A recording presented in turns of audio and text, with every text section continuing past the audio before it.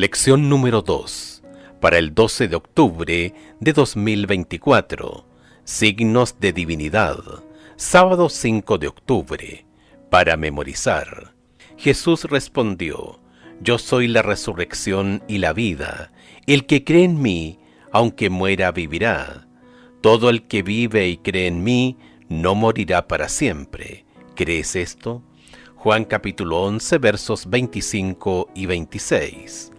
La Biblia deja en claro que Jesucristo es el Hijo eterno, uno con el Padre, no creado ni engendrado. Jesús es quien creó todo lo que existe. Juan capítulo 1, versos 1 al 3. Por lo tanto, Jesús siempre ha existido. Nunca hubo un momento en el que no haya existido. Aunque Jesús vino a este mundo y tomó sobre sí nuestra humanidad, siempre conservó su divinidad y en momentos concretos dijo e hizo cosas que la revelaron. Esta verdad era importante para Juan. Por eso, al relatar algunos de los milagros de Jesús, Juan los utilizó para señalar la divinidad de Cristo. Jesús no solo dijo cosas que revelaban su divinidad, sino también respaldó sus palabras con hechos que la corroboraron. La lección de esta semana examina 3 de las mayores señales o evidencias de la divinidad de Jesús.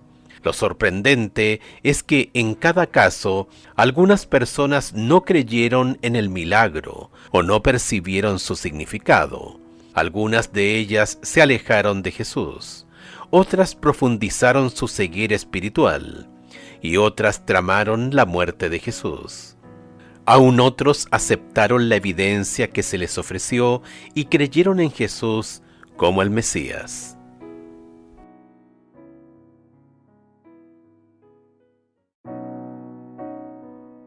Audioescuelasabática.com y escuelasabática.cl. Domingo 6 de octubre. La alimentación de los 5,000. En Juan capítulo 6, versos 4 y 5, el apóstol se esfuerza por afirmar que el momento de la alimentación de los 5,000 ocurrió cerca de la Pascua, una conmemoración de la liberación de Israel de Egipto. El Cordero Pascual sustituía la muerte de los primogénitos. Este sacrificio simbolizaba la muerte de Jesús en nuestro favor. En la cruz, el castigo que merecíamos por nuestros pecados recayó sobre Jesús. En efecto, Cristo, nuestra Pascua, fue inmolado por nosotros. 1 Corintios capítulo 5, verso 7. Comillas, cargó con la culpabilidad de la transgresión y el ocultamiento del rostro de su Padre, hasta que su corazón fue destrozado y su vida aniquilada. Hizo todos esos sacrificios a fin de que el pecador pudiese ser redimido. Ellen White, El conflicto de los siglos, página 595. Escucha Juan capítulo 6, versos 1 al 14. ¿Qué paralelos se pueden encontrar aquí entre Jesús y Moisés? Es decir, ¿qué hizo Jesús que debería haber recordado a la gente la liberación que sus antepasados habían recibido a través del ministerio de Moisés? Después de esto, Jesús fue al otro lado del mar de Galilea, el de Tiberías, y le seguía una gran multitud porque veían las señales que hacían los enfermos. Entonces subió Jesús a un monte y se sentó allí con sus discípulos, y estaba cerca la Pascua, la fiesta de los judíos. Cuando alzó Jesús los ojos y vio que había venido a él gran multitud, dijo a Felipe: ¿De dónde compraremos pan para que coman estos? Pero esto decía para probarle, porque él sabía lo que había de hacer. Felipe le respondió: 200 denarios de pan no bastarían para que cada uno de ellos tomase un poco. Uno de sus discípulos, Andrés, hermano de Simón Pedro, le dijo: Aquí está un muchacho que tiene 5 panes de cebada y 2 pececillos. Mas, ¿qué es esto para tantos? Entonces Jesús dijo: haced recostar a la gente. Y había mucha hierba en aquel lugar, y se recostaron como en número de 5,000 varones. Y tomó Jesús aquellos panes, y habiendo dado gracias, los repartió entre los discípulos, y los discípulos entre los que estaban recostados, asimismo de los peces cuanto querían. Y cuando se hubieron saciado, dijo a sus discípulos: recoged los pedazos que sobraron, para que no se pierda nada. Recogieron pues y llenaron 12 cestas de pedazos, que de los 5 panes de cebada sobraron a los que habían comido. Aquellos hombres entonces, viendo la señal que Jesús había hecho, dijeron: este verdaderamente es el profeta que había de venir al mundo. Numerosos detalles de esta historia representan un paralelo con Moisés en el Éxodo. El momento de la Pascua, Juan capítulo 6, verso 4, apunta a la gran liberación respecto de Egipto. Jesús sube a una montaña. Juan capítulo 6, verso 3, así como Moisés ascendió al Sinaí. Jesús pone a prueba a Felipe. Juan capítulo 6, versos 5 y 6, como los israelitas fueron puestos a prueba en el desierto. La multiplicación de los panes, Juan capítulo 6, verso 11, recuerda al maná. La recolección de las sobras, Juan capítulo 6, verso 12, recuerda la del maná por parte de los israelitas. Se recogen 12 cestas de sobras. Juan capítulo 6, verso 13, el número de las tribus de Israel. Y la gente comenta que Jesús es el profeta que viene al mundo. Juan capítulo 6, verso 14, paralelismo con el profeta como Moisés, predicho en Deuteronomio capítulo 18, verso 15. Todo esto señala a Jesús como el nuevo Moisés, venido para liberar a su pueblo. Así Juan muestra a Jesús haciendo señales y prodigios que en su contexto deberían haber tenido un significado especial para el pueblo judío. Les estaba mostrando en esencia su propia divinidad. Escucha Isaías capítulo 53 versos 4 y 7 y Primera de Pedro capítulo 2 verso 24. ¿Qué gran verdad enseñan estos textos acerca de Jesús como el Cordero de Dios? ¿Cómo se relaciona su divinidad con esta verdad? ¿Y por qué es la verdad más importante que podemos conocer? Isaías capítulo 53 versos 4 al 7. Ciertamente llevó él nuestras enfermedades y sufrió nuestros dolores, y nosotros le tuvimos por azotado, por herido de Dios y abatido. Mas él herido fue por nuestras rebeliones, molido por nuestros pecados. El castigo de nuestra paz fue sobre él, y por su llaga fuimos nosotros curados. Todos nosotros nos descarriamos como ovejas, cada cual se apartó por su camino. Mas Jehová cargó en él el pecado de todos nosotros. Angustiado él y afligido, no abrió su boca. Como cordero fue llevado al matadero, y como oveja delante de sus trasquiladores, enmudeció y no abrió su boca. Primera de Pedro capítulo 2 verso 24. Quien llevó él mismo nuestros pecados en su cuerpo sobre el madero, para que nosotros, estando muertos a los pecados, vivamos a la justicia, y por cuya herida fuisteis sanados.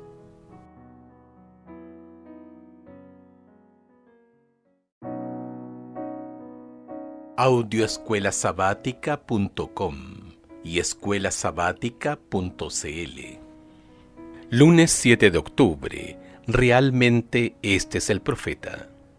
Escucha Juan capítulo 6 versos 14 y 15 y versículos 26 al 36.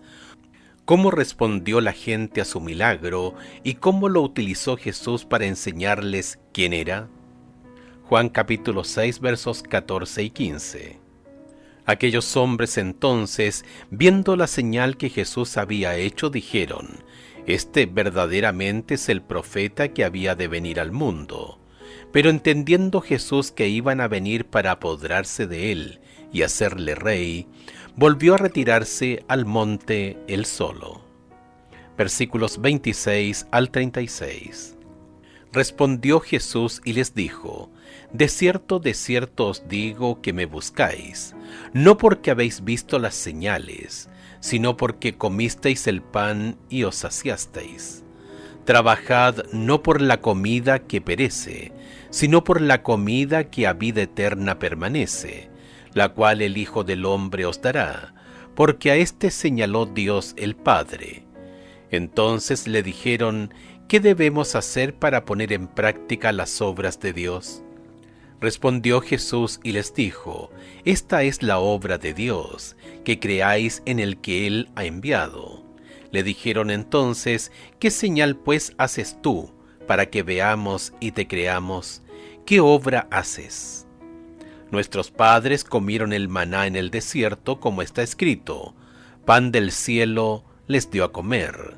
Y Jesús les dijo: de cierto os digo, no os dio Moisés el pan del cielo, mas mi Padre os da el verdadero pan del cielo. Porque el pan de Dios es aquel que descendió del cielo y da vida al mundo. Le dijeron: Señor, danos siempre este pan.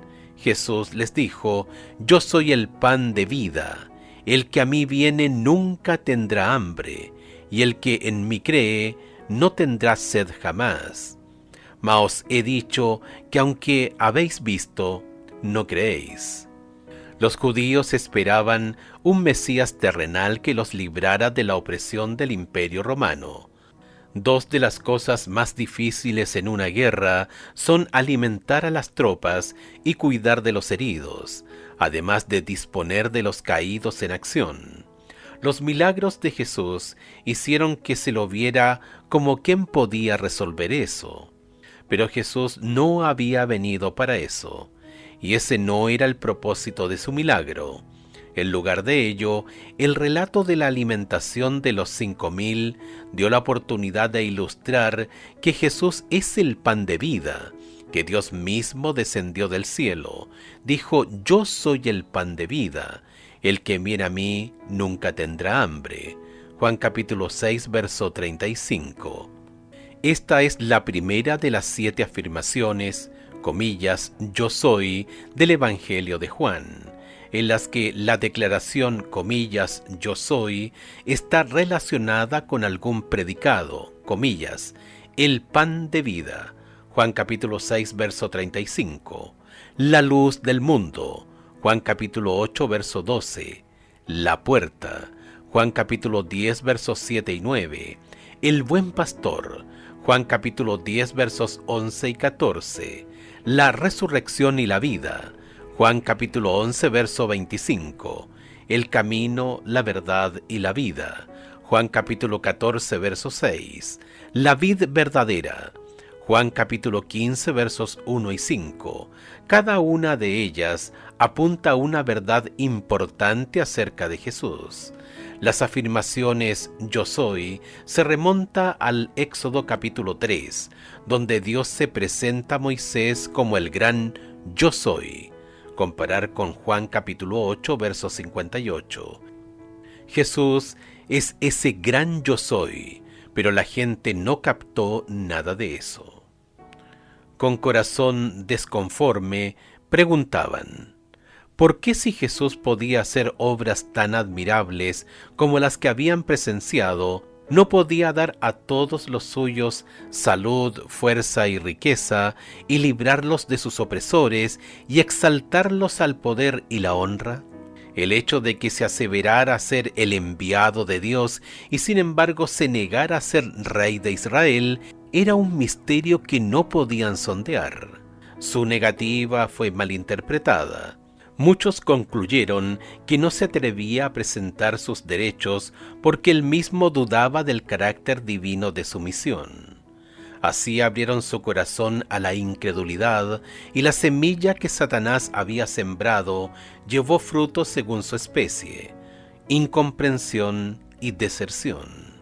Ellen White, el deseado de todas las gentes, página 349. Buscaban el beneficio material, no la verdad que perdura eternamente. Esta es una trampa que todos enfrentamos potencialmente, si no somos cuidadosos. ¿Cómo podemos evitar quedar atrapados en las cosas materiales a expensas de lo espiritual?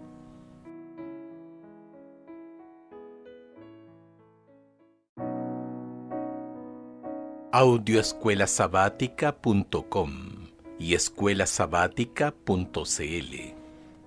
Martes 8 de octubre. La curación del ciego, parte 1. Escucha Juan capítulo 9 versos 1 al 16. ¿Cuál era, según los discípulos, la causa de la ceguera de este hombre? ¿Cómo corrigió Jesús esas ideas erróneas? Al pasar Jesús vio a un hombre ciego de nacimiento, y le preguntaron sus discípulos diciendo: Rabí, ¿quién pecó, este o sus padres, para que haya nacido ciego?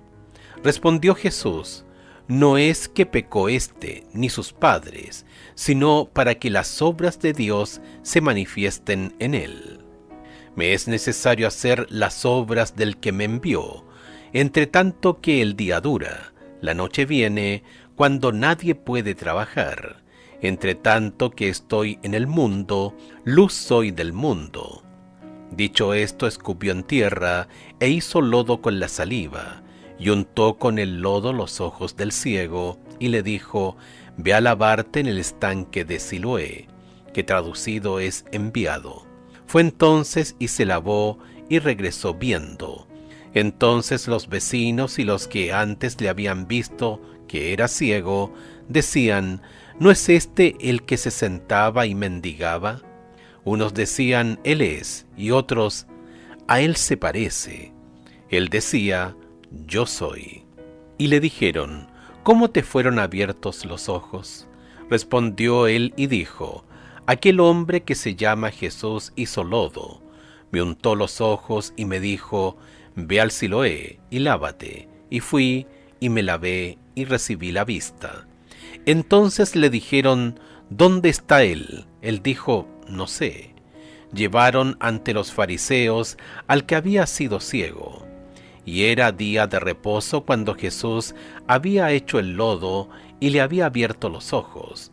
Volvieron pues a preguntarle también los fariseos cómo había recibido la vista. Él les dijo: me puso lodo sobre los ojos y me lavé y veo. Entonces algunos de los fariseos decían: ese hombre no procede de Dios, porque no guarda el día de reposo. Otros decían: ¿cómo puede un hombre pecador hacer estas señales? Y había disensión entre ellos. Los discípulos relacionaron la enfermedad con el pecado. Varios pasajes del Antiguo Testamento apuntan en esa dirección. Comparar con Éxodo capítulo 20, verso 5, Segunda de Reyes capítulo 5, versos 15 al 27, Segunda de Reyes capítulo 15, verso 5, Segunda de Crónicas capítulo 26, versos 16 al 21. Pero la historia de Job debería haber sido suficiente para demostrar que tal conexión no es siempre el caso. Jesús aclara el asunto, sin negar que exista a veces cierta relación de causa y efecto entre el pecado y el sufrimiento, pero en este caso señalado un propósito más elevado, que Dios sea glorificado por la curación. El relato contiene ciertas afinidades con la historia de la creación, cuando Dios formó al primer hombre del polvo de la tierra. Génesis capítulo 2, verso 7. Del mismo modo que Jesús hace barro para suplir al ciego de lo que carecía al nacer. En Mateo, Marcos y Lucas, los relatos de milagros siguen un patrón común: la descripción del problema, la presentación de la persona a Jesús, la curación y el reconocimiento de la curación con alabanzas a Dios. En el relato de Juan capítulo 9, esta secuencia se completa en Juan capítulo 9, verso 7. Pero como es típico en Juan, el significado del milagro se convierte en un tema de discusión mucho más amplio, que conduce a una larga interacción entre el hombre curado y los líderes religiosos. Esta sorprendente discusión gira en torno a dos pares de conceptos entrelazados y contrapuestos: pecado, obras de Dios, y ceguera, visión. El narrador informa al lector recién en Juan capítulo 9, verso 14, que Jesús hizo este milagro en sábado, lo que según la tradición, no la Biblia, significaba violar el cuarto mandamiento. Por lo tanto, los fariseos lo consideraron un transgresor del sábado. La conclusión de ellos fue que él no venía de Dios, pues sostenían que, comillas, no guardaba el sábado, pero a otros les parecía preocupante que un pecador pudiera hacer tales señales. Juan capítulo 9, verso 16. La discusión está lejos de terminar, pero ya aparece una división. El ciego tiene cada vez más claro quién es Jesús, pero los dirigentes religiosos están cada vez más confundidos o ciegos en cuanto a su verdadera identidad. ¿Qué debería decirnos esta historia acerca del peligro de estar tan cegados por nuestras propias creencias y tradiciones que pasemos por alto verdades importantes y evidentes?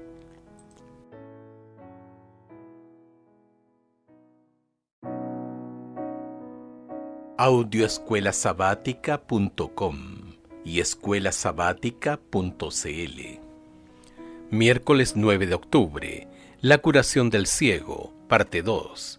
Escucha Juan capítulo 9, versos 17 al 34. ¿Qué preguntas hicieron los líderes al ciego y cómo respondió él? Entonces volvieron a decirle al ciego: ¿qué dices tú del que te abrió los ojos? Y él dijo que es profeta. Pero los judíos no creían que él había sido ciego y que había recibido la vista, hasta que llamaron a los padres del que había recibido la vista y le preguntaron diciendo: ¿es este vuestro hijo, el que vosotros decís que nació ciego? ¿Cómo pues ve ahora? Sus padres respondieron y les dijeron: sabemos que este es nuestro hijo, y que nació ciego, pero cómo ve ahora no lo sabemos, o quién le haya abierto los ojos, nosotros tampoco lo sabemos. ¿Edad tiene? Preguntadle a él hablará por sí mismo. Esto dijeron sus padres porque tenían miedo de los judíos, por cuanto los judíos ya habían acordado que si alguno confesase que Jesús era el Mesías, fuera expulsado de la sinagoga. Pero eso dijeron sus padres: ¿edad tiene? Preguntadle a él. Entonces volvieron a llamar al hombre que había sido ciego y le dijeron: da gloria a Dios, nosotros sabemos que ese hombre es pecador. Entonces él respondió y dijo: si es pecador, no lo sé. Una cosa sé, que habiendo yo sido ciego, ahora veo. Le volvieron a decir: ¿qué te hizo? ¿Cómo te abrió los ojos? Él les respondió: ya os lo he dicho y no habéis querido oír. ¿Por qué lo queréis oír otra vez? ¿Queréis también vosotros haceros sus discípulos? Y le injuriaron y dijeron: tú eres su discípulo, pero nosotros discípulos de Moisés somos. Nosotros sabemos que Dios ha hablado a Moisés, pero respecto a ese, no sabemos de dónde sea. Respondió el hombre y les dijo: pues esto es lo maravilloso, que vosotros no sepáis de dónde sea, y a mí me abrió los ojos. Y sabemos que Dios no oye a los pecadores, pero si alguno es temeroso de Dios y hace su voluntad, a ese oye. Desde el principio no se ha oído decir que alguno abriese los ojos a uno que nació ciego. Si éste no viniera de Dios, nada podría ser. Respondieron y le dijeron: tú naciste del todo en pecado, y nos enseñas a nosotros, y le expulsaron. Esta larga sección de Juan capítulo 9 es la única parte del Evangelio en la que Jesús no es el actor principal, aunque ciertamente es el tema de discusión. Así como la cuestión del pecado dio inicio a la historia, Juan capítulo 9 verso 2, los fariseos piensan que Jesús es un pecador porque sanó al ciego en sábado. Juan capítulo 9 versos 16 y 24, y calumnian al hombre sanado diciéndole: en pecado eres nacido del todo. Juan capítulo 9 verso 34. Se produce una curiosa inversión. El ciego ve cada vez más, no solo físicamente, sino también espiritualmente, a medida que crece su aprecio por Jesús y su fe en Él. Los fariseos, por el contrario, se vuelven cada vez más ciegos en su entendimiento, primero divididos acerca de Jesús, Juan capítulo 9 verso 16, y luego sin saber de dónde vino, Juan capítulo 9 verso 29. Mientras tanto, su relato de este milagro da a Juan la oportunidad de decirnos quién es Jesús. El tema de las señales en Juan capítulo 9 se entrecruza con otros temas del Evangelio. Juan reafirma que Jesús es la luz del mundo. Juan capítulo 9 verso 5, comparar con Juan capítulo 8 verso 12. El relato también aborda el misterioso origen de Jesús. ¿Quién es? ¿De dónde viene? ¿Cuál es su misión? Juan capítulo 9 versos 12 y 29, comparar con Juan capítulo 1 verso 14. La figura de Moisés, a la que se hace referencia en anteriores relatos de milagros, también aparece en este capítulo. Juan capítulo 9 versos 28 y 29, comparar con Juan capítulo 5 versos 45-46. Juan capítulo 6 verso 32. Por último, está el tema de la respuesta de la multitud. Algunos aman más a las tinieblas que a la luz, mientras que otros responden con fe. Juan capítulo 9 versos 16 al 18, versos 35 al 41. Comparar con Juan capítulo 1 versos 9 al 16, capítulo 3 versos 16 al 21, capítulo 6 versos 60 al 71. Lo que asusta aquí es la ceguera espiritual de los líderes religiosos. Un mendigo antes ciego puede declarar: desde el principio del mundo no se ha oído que nadie abriera los ojos a un ciego de nacimiento. Si éste no fuera de Dios, nada podría ser. Juan capítulo 9 versos 32 y 33. Sin embargo, los líderes religiosos, los guías espirituales de la nación, quienes debieron ser los primeros en reconocer a Jesús y aceptarlo como el Mesías, no pueden verlo, a pesar de toda la poderosa evidencia. En realidad, no quieren verlo. Qué poderosa advertencia acerca de cómo nuestros corazones pueden engañarnos. Escucha 1 Corintios capítulo 1, versos 26 al 29, cómo armoniza lo que Pablo escribe allí con lo que sucedió en esta escena y cómo se aplica el mismo principio, incluso ahora.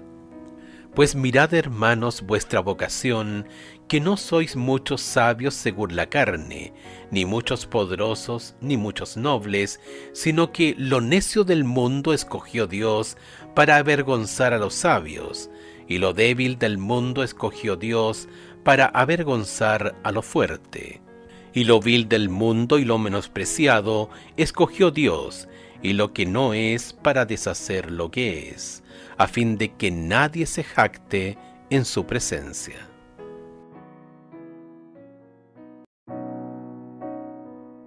Audioescuelasabática.com y escuelasabática.cl. Jueves 10 de octubre, la resurrección de Lázaro. Juan capítulo 11 está lleno de tristeza. La triste noticia de la enfermedad de un querido amigo. Juan capítulo 11 versos 1 al 3. El llanto por su muerte. Juan capítulo 11 versos 19, 31 y 33. El lamento de las hermanas de que Lázaro no habría muerto si Jesús hubiera estado presente. Juan capítulo 11 versos 21 y 32. Y las propias lágrimas de Jesús. Juan capítulo 11 verso 35. Jesús esperó 2 días antes de emprender el viaje hacia el hogar de Lázaro. Juan capítulo 11 verso 6. Y dijo incluso que se alegraba de no haber ido antes. Juan capítulo 11 versos 14 y 15. Esto no fue un acto de insensibilidad hacia el sufrimiento de Lázaro y de sus hermanas, sino su deseo de revelar más plenamente la gloria de Dios. Cuando llegamos a Juan capítulo 11 versos 17 al 27, Lázaro lleva 4 días muertos y su cuerpo ya estaba en franco proceso de descomposición. Como dijo Marta, Señor, hiede ya, que es de 4 días. Juan capítulo 11 verso 39. Sin duda, el retraso de Jesús solo contribuyó a que el milagro que siguió fuera aún más asombroso. Resucitar un cadáver en avanzado estado de descomposición. ¿Qué mejor prueba podría dar Jesús de que era Dios mismo? Y como Dios, como aquel que creó la vida al comienzo, Jesús tenía poder sobre la muerte. Así Jesús aprovecha esta oportunidad, la de la muerte de Lázaro, para revelar una verdad crucial acerca de él mismo. Yo soy la resurrección y la vida. El que cree en mí, aunque muera, vivirá. Todo el que vive y cree en mí, no morirá para siempre. Juan capítulo 11 versos 25 y 26. Escucha Juan capítulo 11 versos 38 al 44. ¿Qué hizo Jesús para apoyar su afirmación? Jesús, profundamente conmovido otra vez, vino al sepulcro. Era una cueva y tenía una piedra puesta encima. Dijo Jesús, quitad la piedra. Marta, la hermana del que había muerto, le dijo, Señor, hiede ya, porque es de 4 días. Jesús le dijo, ¿no te he dicho que si crees verás la gloria de Dios? Entonces quitaron la piedra de donde había sido puesto el muerto, y Jesús, alzando los ojos a lo alto, dijo, Padre, gracias te doy por haberme oído. Yo sabía que siempre me oyes, pero lo dije por causa de la multitud que estaba alrededor, para que crean que tú me has enviado. Y habiendo dicho esto, clamó a gran voz, Lázaro, ven fuera. Y el que había muerto salió, atadas las manos y los pies con vendas, y el rostro envuelto en un sudario. Jesús le dijo, desatadle y dejadle ir. Así como Jesús demostró que Él es la luz del mundo, Juan capítulo 8, verso 12, capítulo 9, verso 5, al dar la vista al ciego, Juan capítulo 9, verso 7, aquí resucita a Lázaro de entre los muertos, Juan capítulo 11, versos 43 y 44, demostrando así que Él es la resurrección y la vida, Juan capítulo 11, verso 25. Este milagro, más que ningún otro, señala a Jesús como el dador de vida, como Dios mismo. Es además un fuerte apoyo a la aseveración de Juan de que Jesús es el Hijo Divino de Dios y de quienes creen que pueden tener vida a través de Él. Juan capítulo 20 versos 30 y 31. Sin embargo, cuando llegamos al final de esta asombrosa historia, Juan capítulo 11 versos 45 al 54, que suscitó la fe en muchos de sus testigos. Juan capítulo 11 verso 45, se despliega una poderosa pero triste ironía. Jesús demuestra que puede resucitar a los muertos, pero sus enemigos creen que pueden detenerlo matándolo. Qué ejemplo de las debilidades humanas en contraste con la sabiduría y el poder de Dios.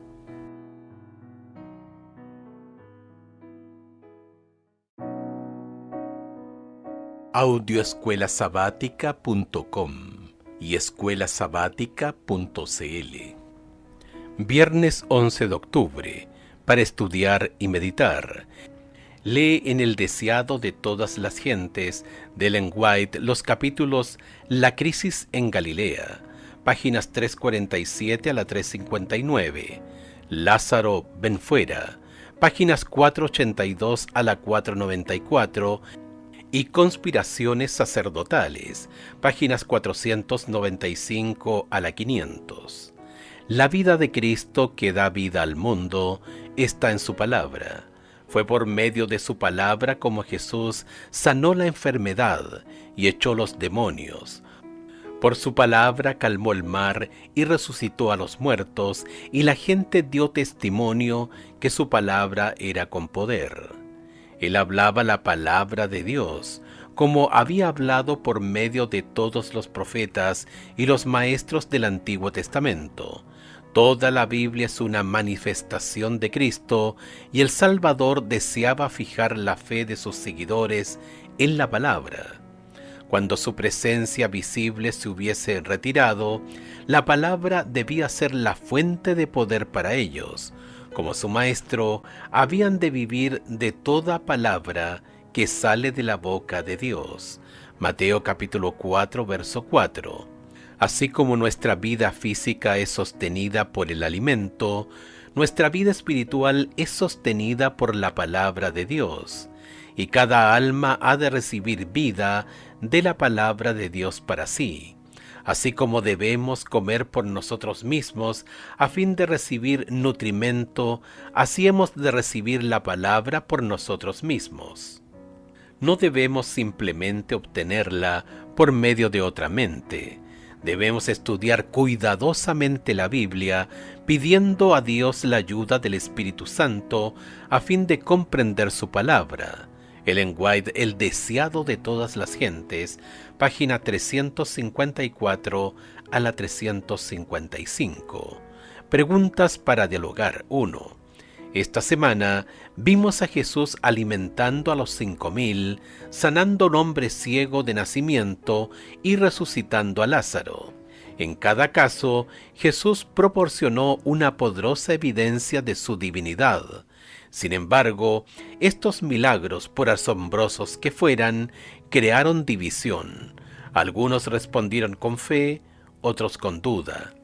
¿Qué nos enseña esto acerca de cómo, incluso frente a poderosas evidencias, las personas pueden elegir rechazar a Dios? 2. Todos estos relatos señalan a Cristo como el Hijo Divino de Dios. ¿Por qué su divinidad es tan importante para la fe en Jesús como Salvador? 3. Vuelve a leer 1 Corintios capítulo 26 al 29. ¿De qué manera vemos este mismo principio en acción en el siglo XXI? 4. ¿Cuáles son algunas de las cosas insensatas que creen los cristianos y de las que los sabios, según la carne, se burlan y rechazan? ¿Qué creemos nosotros que también avergüenza a los poderosos?